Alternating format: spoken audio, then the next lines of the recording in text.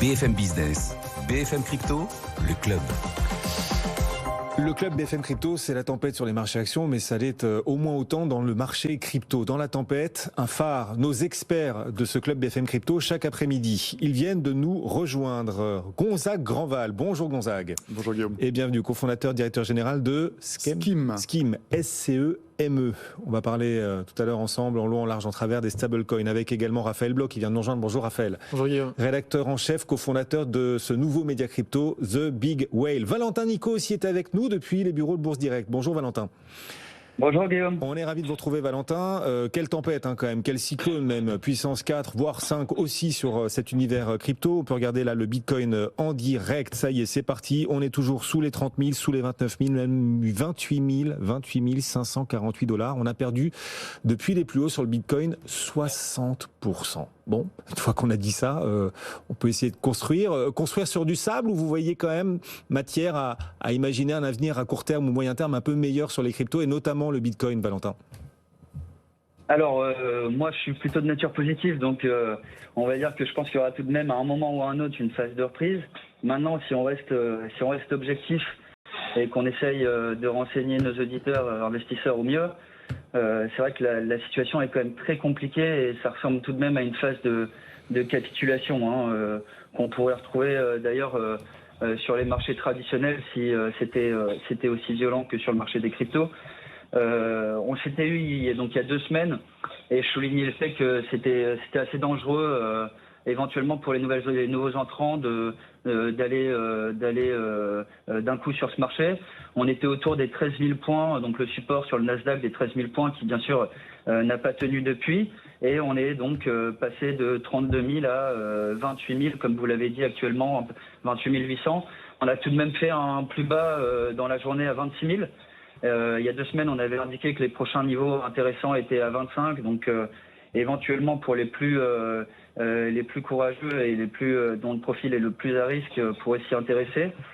Maintenant, on est quand même sur des baisses de entre 20 et 40% pour les 30 premières cryptos sur la semaine. Donc entrer avec autant de volatilité et de risque, ça reste compliqué. Le climat est toujours le même, donc les indices sont en extrême fear. On a un VIX à 34. Il semble quand même qu'on suive les mêmes paramètres que les marchés traditionnels en termes de risk on, risk off, et donc la recherche d'actifs risqués ou non selon ce fait-là. C'est vrai que les paramètres étant plutôt négatifs, on est clairement en risk off, et il y a eu un environnement qui a été un peu aggravé par des nouvelles. Depuis 2 semaines, il y a eu notamment l'affaire Coinbase, vous savez, avec un éventuel risque de gel des avoirs des clients si la société faisait faillite. Il y a eu également les problèmes de lending pour Just Mining suite à la chute des stablecoins. Donc c'est vrai que si on prend un peu de hauteur pour un investisseur novice sur les cryptos, on peut se poser une question sur éventuellement la sécurité des intermédiaires qui font face véritablement à la première baisse depuis leur cotation en bourse, pour être honnête. Donc c'est vrai que quand on voit ce genre de news, on peut prendre un petit peu peur. Concernant l'analyse technique en elle-même, honnêtement, voilà, on a cassé les supports, on essaye de se reprendre sur des niveaux intermédiaires. L'Ethereum a plus tenu sur cette baisse, il faut tout de même le dire. Il y a eu un recentrage vers le Bitcoin, donc bien sûr dans un mouvement de risque général sur le marché des cryptos, il paraît logique que les investisseurs se tournent vers la devise principale de ce marché. Voilà. Sinon, en termes de news positives que je pourrais essayer de vous donner, on sait que aidez-nous, remontez-nous le moral, Valentin, on en a besoin. Voilà, j'ai essayé de vous en trouver quelques-unes. On a touché, si vous voulez, on a un indicateur qui s'appelle le RSI, donc Relative Straight Index, donc qui mesure un indicateur stochastique, et on a touché les plus bas donc qu'on avait qui était touché pour la dernière fois en 2018 sur la capitalisation totale du marché des cryptos et également des altcoins. Donc éventuellement ça pourrait donner à quelques-uns d'investir et d'estimer que c'est peut-être la fin d'un mouvement correctif trop appuyé. Bon, et en restant dans l'analyse technique, alors rapidement sur Bitcoin et Ether, et dans un instant vous nous proposerez pourquoi pas un altcoin. Sur Bitcoin, on est actuellement à 28 706, les prochains seuils, et sur Ether 1950, quels sont les prochains seuils? Très rapidement, Valentin, sur les deux principales cryptos dont on parle. Alors, les prochains seuils, si bien sûr on tient donc les 28 000 $ pour le Bitcoin, on pourrait essayer de retrouver, en espérant aussi une reprise sur le Nasdaq et les valeurs technologiques en règle générale, on pourrait essayer de tirer éventuellement sur un premier objectif à 30 000. Et pareil sur l'Ethereum, il est à 1900, un peu plus de 1900. Ça reste un support assez important. Donc soit on vise donc une reprise des valeurs technologiques et on peut avoir un premier objectif autour de 2100 $. Mais le risque de tout cela, c'est quand même que le prochain support sur le Ethereum est assez lointain. C'est-à-dire que pour moi, le prochain support très fort est à 1300.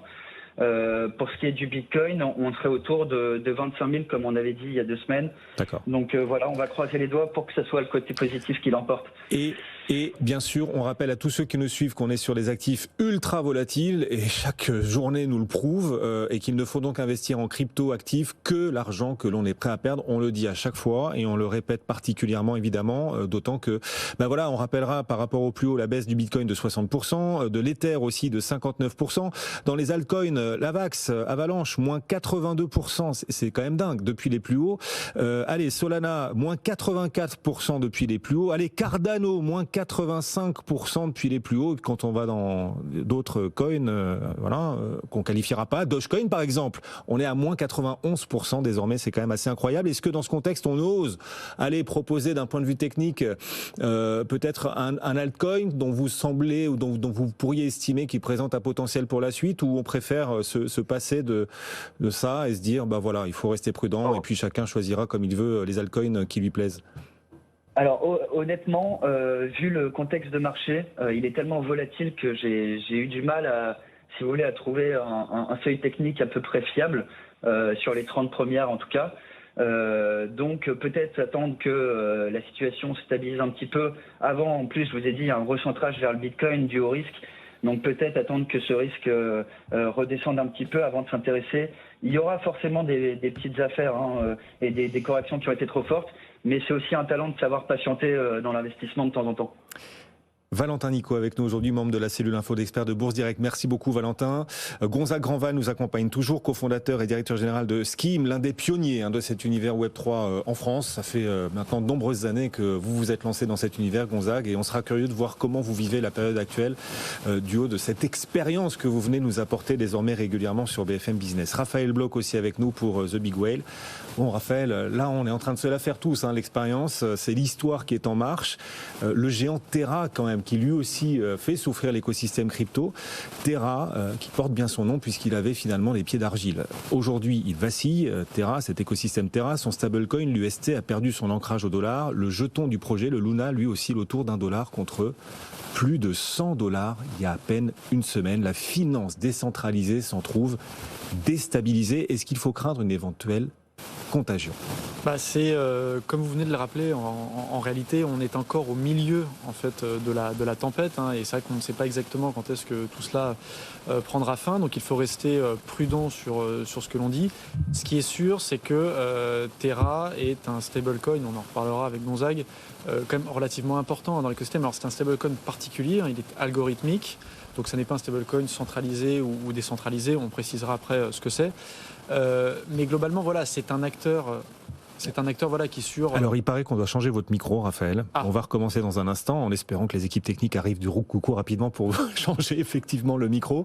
Mais c'est vrai qu'il y avait un petit voile là sur votre voix. Et comme on est dans une période quand même extrêmement importante et que la pédagogie financière est vraiment cruciale, capitale, vitale même dans ces temps compliqués dans l'univers crypto, il est important de ne pas perdre une miette de ce que vous êtes en train de nous expliquer, d'autant que beaucoup apprennent à marcher en marchant en ce moment dans cet univers crypto. Il est donc important de d'essayer d'être les plus clairs possibles, tous ensemble pour ce rendez-vous quotidien qu'on vous propose désormais sur BFM Business, le club BFM Crypto, du lundi au jeudi, et puis le vendredi, bien sûr, les pros des cryptos qu'on retrouvera bien évidemment demain. Et puis dans un instant, Gonzague aussi, du haut de son expérience, nous expliquera comment il vit cette situation, peut-être ce tournant quand même pour la DeFi, l'univers de la DeFi et de la finance décentralisée. DeFi rime-t-elle avec défaut? Vous nous le direz également, Gonzague, dans un instant. En tout cas, DeFi rimera avec défaut si en effet l'expérience Terra venait à contaminer l'ensemble de la DeFi. Est-ce qu'il faut craindre, c'était la question que je vous posais Raphaël à l'instant, est-ce qu'il faut craindre un effet contagion? Alors, comme j'avais commencé à l'expliquer, on est encore au milieu de la tempête, donc voilà, il faut rester prudent. Ce qui est sûr, c'est que Terra est un projet important dans l'écosystème crypto. Quand on parle de l'UST, donc le stablecoin, ou alors son token, le Luna, c'est pareil, on est sur une capitalisation qui est importante. Donc là, avec les liquidations qu'on a constatées sur ces actifs, il y a eu beaucoup de pertes. Après, ce qui est intéressant quand même de noter, c'est que Luna n'est pas systémique, c'est-à-dire que ça a un effet sur les marchés, mais le projet n'a pas de lien en particulier avec d'autres projets. La seule chose, et on a commencé à le voir hier, où il peut y avoir un risque, c'est qu'il y a beaucoup de plateformes en fait, de lending, donc qui tout bêtement en fait, permettaient de placer en fait, des UST contre du rendement qui, elles, se retrouvent un petit peu prises à défaut et qui donc ne sont pas en mesure soit de rembourser leurs clients, soit de leur offrir le rendement qui est promis. Donc voilà, ça c'est le point qu'on va surveiller dans les jours qui viennent. Après, sur la dimension systémique, honnêtement, on le voit bien, les marchés décrochent, mais moi, de mon point de vue, Luna ne va pas contaminer les autres stablecoins. C'est juste après une question de confiance sur qu'est-ce que l'on pense des stablecoins, mais encore une fois, Luna est un stablecoin algorithmique, donc particulièrement performant, mais comme on l'a déjà écrit, on l'avait notamment écrit la semaine dernière dans The Big Whale, ce sont des stablecoins qui sont plus risqués que les centralisés ou décentralisés. Le problème, c'est, vous vous souvenez, l'époque Lehman Brothers, c'était la titrisation. Il y avait un peu de problème dans énormément d'acteurs financiers. Est-ce que là, est-ce qu'il y avait beaucoup d'UST ou un peu d'UST un peu partout dans la finance décentralisée? Est-ce qu'on peut craindre, en effet, le côté un peu Lehman de la chose, à savoir que ce problème soit finalement présent dans toutes les couches de la DeFi? Ouais, alors, deux remarques. La première, un peu en forme de clin d'œil, c'est que souvent dans l'écosystème crypto, on a tendance, à tort ou à raison, à se moquer de la finance traditionnelle en se disant bon, ils font un peu n'importe quoi. Mais la différence entre la finance traditionnelle et on va dire l'écosystème crypto, c'est que la régulation fait que Lehman Brothers, ça avait été une décision, j'allais dire collégiale des autorités, de se dire voilà, il faut organiser la faillite d'un secteur pour préserver finalement tout le secteur financier. Là aujourd'hui, on ne sait pas ce qui va se passer. On est dans un environnement qui est beaucoup plus libre. Donc finalement, on laisse le marché opérer. Est-ce que Luna va avoir des conséquences beaucoup plus importantes? Encore une fois, on ne le sait pas. Ce qui est sûr, c'est qu'on ne va pas avoir d'intervention des autorités publiques qui vont dire on va organiser la liquidation ou la mise en faillite de Terra. Là, voilà, c'est le marché, les investisseurs qui sont en train de s'organiser en fait à ce niveau-là. Et après, sur effectivement Lehman Brothers ou pas, l'écosystème des cryptos a 13 ans, depuis la création de Bitcoin, il se passe plein de choses. Encore une fois, on est dans une période assez compliquée. On en parlait, les marchés financiers ont tous dévissé. Donc là-dessus. Oui, c'est pas un moment Lehman pour la finance décentralisée, Gonzague. Non, je pense que Raphaël a raison.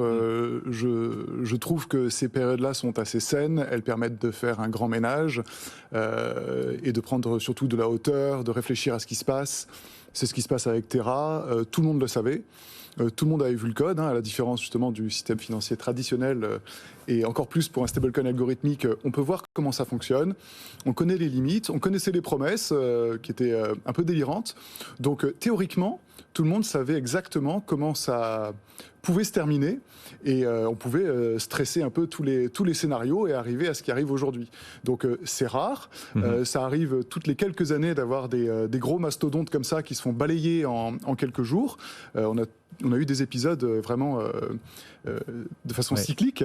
Donc ça arrive, dans 2 ans, on n'en parlera plus parce que Terra sera oublié. Il y aura sûrement de nouveaux stablecoins algorithmiques beaucoup plus solides qui auront profité de cette expérience et de toutes celles qui sont en cours en ce moment pour offrir sur le marché quelque chose qui soit stable. Mais les problèmes de Terra et de Terra et de son stablecoin sont-ils le résultat de la chute du marché crypto ou en sont-ils en partie la cause ? Non, alors moi je pense que c'est... si on s'attache à Terra, finalement, on en parlera un petit peu tout à l'heure peut-être, mais on peut se demander quelle est l'utilité d'un stablecoin. Et quelle est l'utilité de Terra? Comme le disait Raphaël, aujourd'hui son usage était assez peu répandu finalement, c'était surtout dans l'écosystème Terra. Et en fait, Terra existait et avait une grosse market cap, en particulier parce qu'il y avait un mécanisme de rémunération sur le stablecoin Terra qui était extrêmement attractif, autour de 20%, ce qui fait que les gens allaient massivement mettre du dollar en Terra pour profiter des rendements à 20%. Et donc s'endetter massivement également pour prendre du Terra, pour avoir du rendement à 20%, en disant tout ça, c'est génial. Sauf que vous le savez, on ne peut pas garantir des rendements à 20% sortis du chapeau. Il y a bien un truc qui cloche à un moment. Donc c'est ce dont on se rend compte. On détricote la bobine, on se rend compte que le stablecoin UST, il a un sous-jacent, c'est le token Terra, qu'il offre des promesses de rémunération qui sont intenables. Il suffit de d'ébranler une des deux pattes et tout le monde tombe. Et Raphaël, c'est l'œuf et la poule. C'est la chute du marché crypto qui a déclenché tout cela, ou c'est cela qui vient renforcer encore un peu plus la chute du reste du marché crypto? Il y a deux choses. C'est-à-dire qu'il y a effectivement le fait qu'on soit quand même dans un marché qui, depuis quelques mois, est globalement baissier. Je veux dire, on voit que voilà, le marché a plutôt tendance à baisser. Et puis la deuxième chose, mais là c'est pareil, on travaille beaucoup sur ces questions pour essayer de savoir précisément ce qui a pu déclencher l'effondrement de l'UST. C'est que manifestement, aux États-Unis, il y a quelques articles de presse assez sérieux sur le rôle potentiel de hedge funds assez connus. On pense notamment à Citadel. Citadel, dont on avait parlé il y a un peu plus d'un an au moment de GameStop. C'était le fonds qui s'était retrouvé en face de tous les gamers.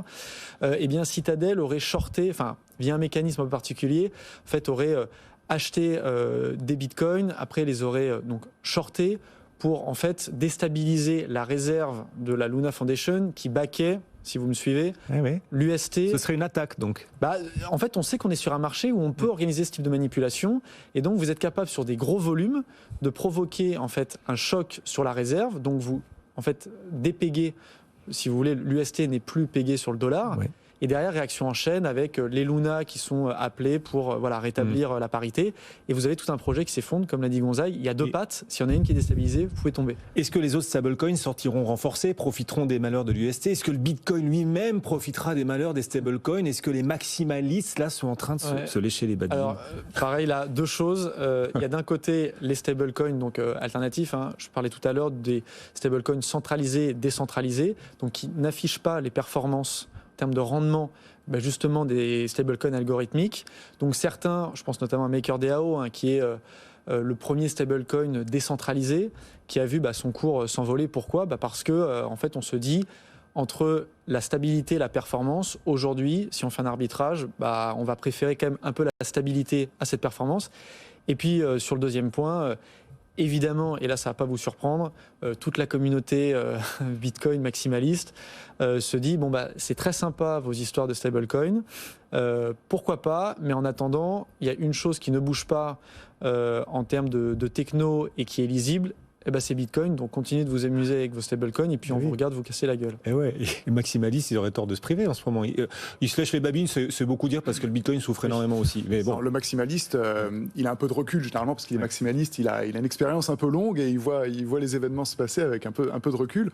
Et donc, en effet, le maximaliste, je pense qu'il peut se dire, regardez, Bitcoin, j'ai enfin mon actif complètement décentralisé et autonome. J'ai pas un fou ou un guignol ou un type un peu abracadabrantesque à la tête de mon stablecoin qui va piloter ça de façon un petit peu trop exotique. Donc oui, les fondamentaux de Bitcoin sont technologiques et ils sont plus attractifs que les initiatives humaines un peu de sorcellerie, parce qu'on n'y arrive pas. Cependant, ce qui est intéressant, c'est de voir vraiment l'utilité du stablecoin. C'est ça. Est-ce que vous seriez prêt à vous faire aujourd'hui, dans ce contexte averse quand même, le défenseur des stablecoins, Gonzague? Évidemment. En fait, ce qui est intéressant, c'est que l'usage d'un stablecoin, c'est pas d'avoir une rémunération. L'usage d'un stablecoin, c'est d'être utilisé dans des applications, donc pour du transfert d'argent, pour du paiement, pour comme valeur refuge pour sortir d'une position crypto. Ça, c'est une fonction du stablecoin. Et ensuite, on peut créer des produits financiers qui utilisent les stablecoins parce que on va vouloir emprunter du stablecoin, et ça va être rémunéré. Donc pourquoi pas? Mais c'est pas une fonction du stablecoin d'être rémunéré. C'est une fonction de l'application d'emprunt et qui, elle, va rémunérer le porteur de stablecoin. Alors, les stablecoins servent toujours. Regardez les volumes de l'USDT aujourd'hui, 180 milliards de dollars de volume sur l'USDT. Généralement, ils tournent autour de 80 milliards, leur market cap. Aujourd'hui, ils ont fait 180 milliards. Ça bouge de partout, en effet, mais l'usage est là. Chez Terra, l'usage était de stacker ces Terra, ces UST sur Encore pour profiter de cette protocole Encore. Ouais. C'est un protocole. Donc vraiment, vous êtes bien sur BFM Business, mais on est en 2022, vous voyez. Donc, chercher l'usage, chercher l'usage du stablecoin. Et encore une fois, le stablecoin, c'est 90%, 98%, 19% de toutes les transactions contre crypto aujourd'hui. Ça, c'est un usage. La rémunération, c'est un produit sur le stablecoin. Oui, et alors c'est intéressant parce que vous nous dites, en fait, il y a beaucoup plus d'usage que ce que les gens font pour choisir UST par exemple. Les stablecoins permettent une multitude d'usages. On a d'ailleurs nos usages ici en Europe ou encore aux États-Unis que d'autres régions du monde n'ont pas sur les stablecoins. Par exemple, l'Amérique latine. Comment est-ce qu'en Amérique latine on choisit d'utiliser les stablecoins? Quelle différence par rapport à l'usage qu'on en a ici en Europe, Raphaël? Je pense que c'est en fait le sujet fondamental, c'est qu'il y a effectivement tous les commentaires qu'on fait sur les marchés. Mais en réalité, l'histoire de Terra nous détourne un peu de l'essentiel, et Gonzague l'a très bien rappelé, c'est qu'un stablecoin est donc indexé sur une monnaie fiat, donc ça va être euro-dollar, et a vocation à permettre les échanges parce qu'il est stable. Et c'est vrai qu'en Europe, on en a fait assez rapidement, enfin en Europe, États-Unis, des produits en fait financiers. Donc, dans la DeFi, vous les placez, vous avez un rendement. Alors que dans d'autres régions du monde, et effectivement, c'est le cas de l'Amérique latine notamment, les stablecoins servent à payer, à s'échanger de la valeur et aussi, quelque chose de très important, à se protéger de l'inflation. Nous allons aller, nous, de Big Well, pendant 2 semaines en Argentine, voir un petit peu ce qui se passe à ce niveau-là.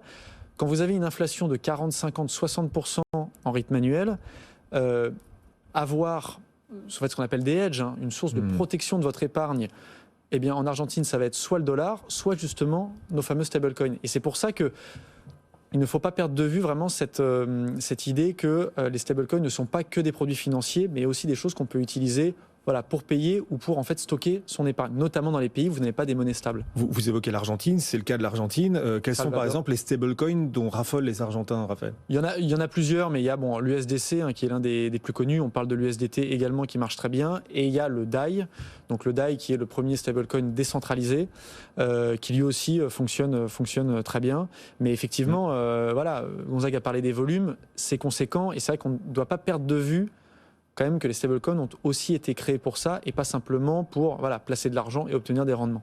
On peut imaginer que ce qui se passe quand même, cette crise autour du protocole de l'écosystème Terra, les éventuels impacts et éclaboussures pour la finance décentralisée, on peut éventuellement imaginer que le régulateur s'en serve comme d'un prétexte pour justement taper fort. On est en pleine négociation d'ailleurs à l'échelle européenne sur MiCA.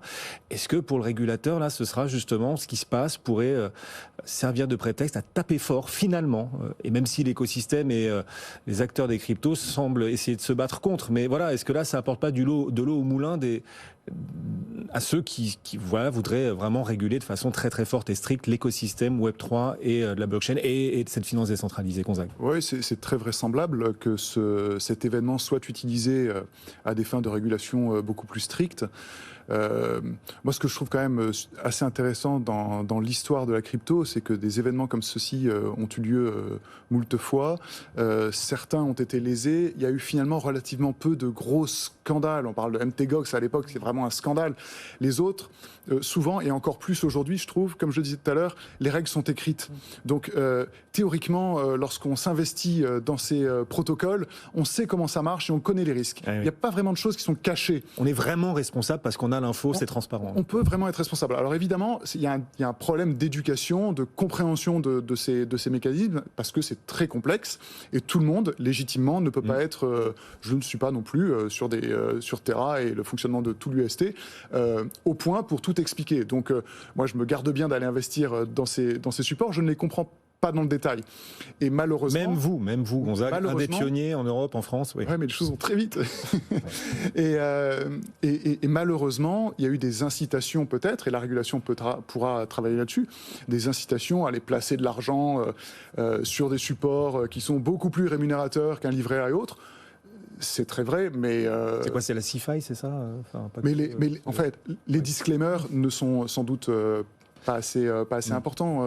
De là à réguler beaucoup plus, je ne pense pas que ce soit nécessaire aujourd'hui. Réguler la cupidité, c'est votre idée. C'est votre grand projet, ça, Gonzague. C'est le grand projet. Ce qu'il faut réguler en premier, c'est la cupidité, en effet, parce que les gens sont attirés par des rendements délirants. Donc la crypto est parfois délirante. On rajoute des rendements délirants sur quelque chose d'un peu délirant. Ça fait de la cupidité au carré. Et ça peut très mal se terminer, c'est ce qui s'est passé. Raphaël. Ouais. Non, effectivement, je suis d'accord avec ce que Gonzague vient de dire, mais sur la régulation, c'est sûr que là, on rentre dans une phase qui va être assez intense. D'ailleurs, ça a déjà commencé quand on pense à notamment MiCA, donc qui va réguler le secteur en Europe. C'est sûr que ça n'est pas, entre guillemets, une bonne pub pour le secteur. Vous avez un stablecoin qui était censé apporter un peu plus que simplement du lending, et finalement, il trébuche sur... des rendements qui sont délirants. Ça fait des mois qu'on le sait. Bon, maintenant, il y a un retournement de marché et tout s'accélère. Mais effectivement, ça a donné des arguments à ceux qui veulent aller encore plus loin en disant regardez le Far West qu'on a en face de nous, il faut vraiment fixer des limites très claires, alors que les stablecoins peuvent être, encore une fois, une opportunité énorme, surtout quand on sait qu'aujourd'hui, la plupart sont des stablecoins dollars et que l'Europe a intérêt à avoir des stablecoins euros.